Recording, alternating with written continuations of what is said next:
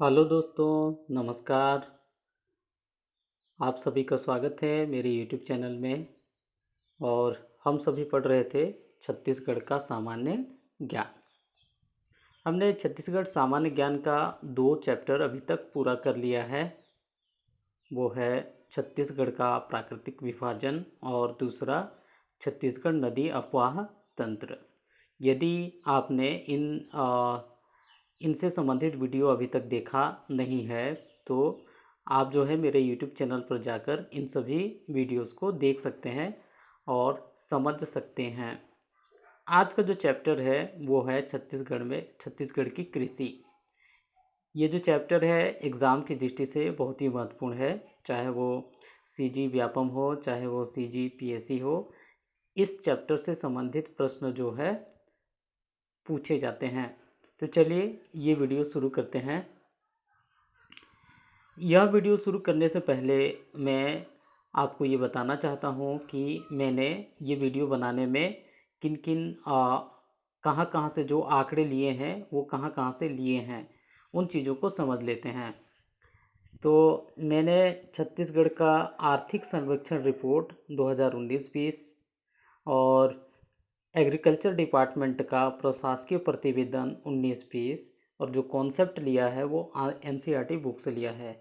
साथ ही साथ छत्तीसगढ़ के कुछ प्रतिष्ठित कोचिंग संस्थान के नोट्स का भी मैंने रेफरेंस लिया है। मैंने प्रयास यही किया है कि मैं आपको जो है प्रमाणिक डाटा उपलब्ध कराऊं, साथ ही साथ हाल के डाटा आपको उपलब्ध कराऊं।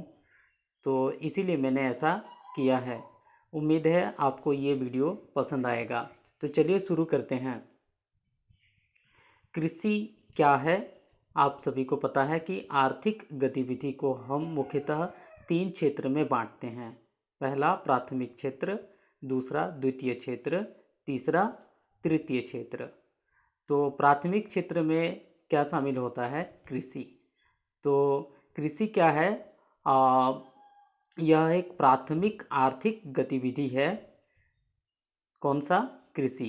और मैं आपको ये बताना चाहता हूँ कि कृषि का मतलब केवल अनाज उगाना नहीं होता है। कृषि का मतलब और भी बहुत सारा चीज़ इसमें शामिल होता है। कृषि में खाली अनाज उगाने वाली बात नहीं है। जैसे कि मैंने यहाँ पर आपको करके बताया है कि कृषि में पशुपालन भी शामिल होता है, कृषि में मत्स्य पालन भी शामिल होता है, कृषि में उद्यानिकी या वानिकी भी शामिल होता है। तो ये आपको आपके माइंड में ये बिठा देना है कि कृषि का मतलब खाली अनाज उगाना नहीं होता है। इसके साथ साथ इससे जो संबद्ध क्षेत्र जो कहलाते हैं वो पशुपालन भी होता है, उद्यानिकी भी होता है और मत्स्य पालन भी होता है। तो इन सभी को हम लोग बारी बारी से एक एक करके पढ़ेंगे। तो चलिए आगे देखते हैं। छत्तीसगढ़ की कृषि। छत्तीसगढ़ की कृषि के कुछ महत्वपूर्ण फैक्ट हैं जो आपको, इन तथ्यों को आपको जानना चाहिए और कई बार परीक्षाओं में पूछता भी है। तो चलिए शुरू करते हैं। छत्तीसगढ़ के कुल 80% जनसंख्या का जीवन यापन जो है किस पर निर्भर है? कृषि पर निर्भर है। तो आपको याद रखना है 80% जनसंख्या का जीवन व्यापन क्या है? कृषि पर निर्भर है। छत्तीसगढ़ के 37 लाख कृषक परिवार हैं। आपको याद रखना है कुल कितने हैं? 37 लाख कृषक परिवार हैं। उन कृषक परिवार में से 76% जो है लघु एवं सीमांत श्रेणी में आते हैं। तो 76% लघु एवं सीमांत, इस चीज़ को कैसे समझेंगे? लघु एवं सीमांत श्रेणी में श्रेणी के किसान कौन कहलाते हैं या क्या होता है ये? इसको समझने से ये क्या होता है वो मैं बता रहा हूँ आपको। जिस किसान की भूमि जो है 1 हेक्टेयर से कम होता है उसको सीमांत श्रेणी में रखा जाता है, और जिस किसान की भूमि 1 से 2 हेक्टेयर के बीच होता है उसे लघु श्रेणी में रखा जाता है, और जिनका 2 हेक्टेयर से ज़्यादा है वो अलग के श्रेणी में आते हैं।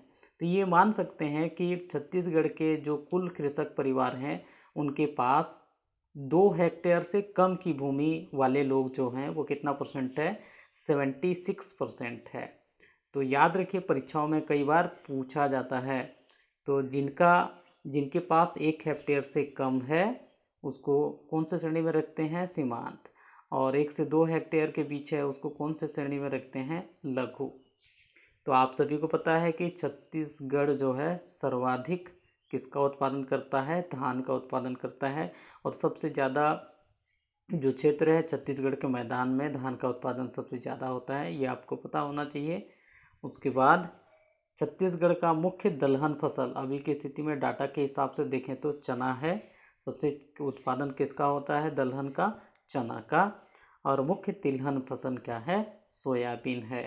तो ये कुछ प्रमुख फैक्ट हैं जो आपको याद रखना है।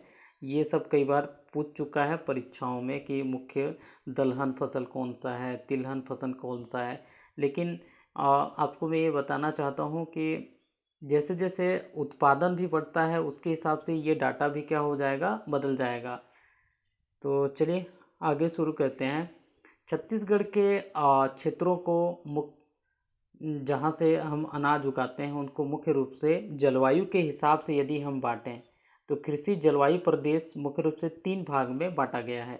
एक तो छत्तीसगढ़ का मैदान, दूसरा बस्तर का पठार और तीसरा उत्तरी पहाड़ी क्षेत्र। मुख्यतः कितने भाग में बांटा गया है, 3।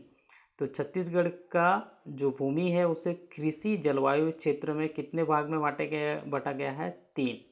तो सबसे पहले शुरू करते हैं हम लोग छत्तीसगढ़ का मैदान। छत्तीसगढ़ का मैदान जो है कितना परसेंट है यहाँ पर, 48%। आपको जिले पूरा याद होना चाहिए कि छत्तीसगढ़ के मैदान के अंतर्गत कौन कौन से जिले शामिल होते हैं। तो जनरली छत्तीसगढ़ के मैदान में जो जिले शामिल है वो पूरे के पूरे हैं, लेकिन आपको याद रखना पड़ेगा कांकेर का चरामा और भानु प्रतापपुर तहसील, ये 2 तहसील भी किसके अंतर्गत आता है, छत्तीसगढ़ के मैदान के जलवायु क्षेत्र के अंतर्गत आता है। साथ ही साथ आपको ये बताना चाहता हूँ कि छत्तीसगढ़ के मैदान की जो मुख्यतः मिट्टी है वो लाल पीली मिट्टी है, और लाल पीली मिट्टी में सबसे ज़्यादा धान का क्या होता है, उत्पादन होता है। तो आपको याद रखना है। बस्तर का पठार, बस्तर का पठार के अंतर्गत कितना परसेंट है, 28% है। 2.8 28% उपलब्ध है, हिस्सा शामिल है बस्तर के पठार में। और बस्तर के पठार में मुख्यतः जो मिट्टी है वो क्या है, लाल दोमट मिट्टी है। और इस मिट्टी में सबसे ज़्यादा जो मोटा अनाज होता है, बाजरा है, ये सब होता है।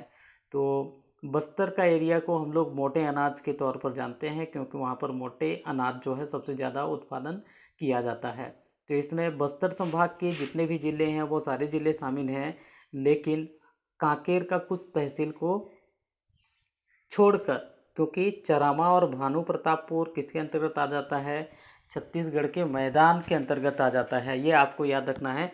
परीक्षाओं में उन्हीं चीज़ों को पूछा जाता है जो अपवाद स्वरूप होते हैं। कई बार ऐसा लगता है कि कांकेर बस्तर में है तो पूरा का पूरा किस में शामिल हो जाएगा, बस्तर में शामिल हो जाएगा, लेकिन ऐसा नहीं होता है। तो उन्हीं चीज़ों को परीक्षाओं में पूछा जाता है, इसलिए आपको ध्यान रखना है। तो बस्तर के पठार का जो कृषि जलवायु क्षेत्र है उसमें 28% है, और कांकेर का चरामा और भानु प्रतापपुर को छोड़कर बाकी जो भी तहसील हैं वो इसके अंतर्गत आता है, वो आपको याद रखना है। फिर उत्तरी पहाड़ी क्षेत्र, उत्तरी पहाड़ी क्षेत्र मतलब सरगुजा संभाग के सारे जिले इसके अंतर्गत आएंगे। कुल भूमि कितना परसेंट है यहाँ पर, 20% है। तो कौन कौन सा जिला है इसमें, जसपुर, सरगुजा, बलरामपुर, सूरजपुर, कोरिया, ये सारा इसमें आ जाता है। उत्तरी पहाड़ी क्षेत्र का जो मिट्टी है वो लाल पीली मिट्टी और लेटराइट मिट्टी, मुख्यतः लाल पीली मिट्टी है, और थोड़ा बहुत जसपुर के पाट प्रदेश में आपको क्या मिलेगा, लेटराइट मिट्टी मिलेगा। तो यहाँ पर धान की भी खेती होता है, सबसे ज़्यादा तो धान की ही खेती होता है। लेकिन जब आप जसपुर पाट वाले में आएंगे तो इस एरिया में आपको बागवानी फसल भी मिलेगा, जैसे चाय का है, जैसे नाशपाती का है, जैसे लीची का है। ये वाला एरिया आपको जैसे मिट्टी है उसके हिसाब से उगाए जाते हैं। तो इस तरह छत्तीसगढ़ के कृषि जलवायु क्षेत्र को हम लोग कितने क्षेत्र में बांट लिए, 3 क्षेत्र में। छत्तीसगढ़ का मैदान 48%, बस्तर का पठार 28% और उत्तरी पहाड़ी क्षेत्र कितना, 20%। अब परीक्षाओं में बहुत सारा पूछता है, जो आपको याद रखना है कि इकोनॉमिक सर्वे या आर्थिक सर्वेक्षण रिपोर्ट में अब तक, है ना, उससे परीक्षा पूछता है, चाहे CGPSC में कई बार इससे संबंधित क्वेश्चन पूछा जा चुका है। तो ये जो आंकड़ा है वहीं से लिया गया है और आपको इन आंकड़ों को पूरी तरह से थोड़ा सा याद कर लेना है। सब कुछ तो नहीं, लेकिन थोड़ा बहुत आपको याद कर लेना है। तो सबसे पहला है यहाँ पर स्थिर भाव। स्थिर भाव मतलब वर्ष 2011-12 के आधार पर या तो आंकड़े दिए जाते हैं, मतलब जो सर्वेक्षण होता है उसके आधार पर होता है, या प्रचलित भाव पर। तो यहाँ पर देखिए स्थिर भाव 2011-11 पर कृषि क्षेत्र में राज्य की जीडीपी में कितने परसेंट का योगदान है। तो वह है 17.13% योगदान है स्थिर भाव पर। लेकिन प्रचलित भाव पर जीडीपी में योगदान कितना है, 21.32। तो यहाँ पर मैंने 19-20, ये जो है 18-19 में इतना है, और 19-20 अग्रिम में कितना है इसको भी याद करना है। अग्रिम मतलब 19-20 अगले साल तक, ये 20 कंप्लीट हो जाएगा उतना तक अग्रिम क्या है, 16.81। तो दोनों चीज़ को याद रखना है। तो 11-12 पर कृषि क्षेत्र में 18-19 में जीडीपी का योगदान कितना था, 17.13, और 2019-20 में 16.81 अग्रिम माना गया है। प्रचलित भाव पर 18-19 में 21.32 और 19-20 में कितना अग्रिम माना गया है, 22.02% का वृद्धि हो सकता है, ऐसा अनुमानित है। इसी तरह उसका यदि वृद्धि दर देखें, हर साल का वृद्धि दर के हिसाब से देखें, तो 18-19 में 10.28% का वृद्धि हुआ है, और 19-20 में 3.31 का वृद्धि हो सकता है, ऐसा अनुमानित है। उसी तरह प्रचलित भाव के हिसाब से देखें तो 18-19 में 15.77% का, और 19-20 में 12.17 का अग्रिम अनुमानित है। 2014 से लेकर 15 तक का ये पूरा का पूरा डाटा है। कुछ डाटा को यहाँ पर समझ लेते हैं हम लोग, है ना, कुछ प्रमुख चीज़ों को। 2014-15 में वृद्धि दर कृषि में कितना था, 6.63% का था। 2015-16 में -0.95 था। तो ये पूरे आंकड़े को देख लीजिए। इसमें आपको सबसे पहले देखिए यहाँ पर 2 बार ऋणात्मक है जो परीक्षा में पूछ सकता है। एक तो 2015-16 में ऋणात्मक वृद्धि दर था, 2017-18 में भी ऋणात्मक वृद्धि था, ऋण 9.51। और दूसरा चीज़ सबसे सर्वाधिक कब हुआ है, तो वो है 18-19 में 10.28%। नहीं सॉरी, 2016-17 में 16-17 में कितना परसेंट का वृद्धि हुआ है, 21.28 का सर्वाधिक इस टाइम का हुआ है। तो ये याद रखना है, यहाँ पर मैंने लिख भी दिया है। कृषि क्षेत्र में औसत वृद्धि दर अब तक जो 2011-12 का हिसाब से देखें तो औसत वृद्धि दर कितना है, 4.99% है। सर्वाधिक वृद्धि दर 21.28 किस साल था, 2016-17 में। न्यूनतम वृद्धि दर 2 बार हुआ है ना, -951 17-18 में। ऋणात्मक वृद्धि दर 0.95% और -951%, इतना हुआ है। तो आपको याद रखना है, सबसे ज़्यादा किसको याद रखना है, कृषि क्षेत्र में औसत वृद्धि दर कितना है, 4.99%, ये याद रखना है। और आपको याद ये रखना है कि राज्य में जीडीपी का योगदान वर्तमान में 2018-19 में कितना था, 17.13%, और अग्रिम 16.8। ये दो चीज़ को आप लोग याद कर लीजिएगा। तो इस तरह से आज का वीडियो यहीं पर समाप्त करते हैं। अगले वीडियो में कुछ और बातें करेंगे कृषि से संबंधित। तो आप सभी का धन्यवाद।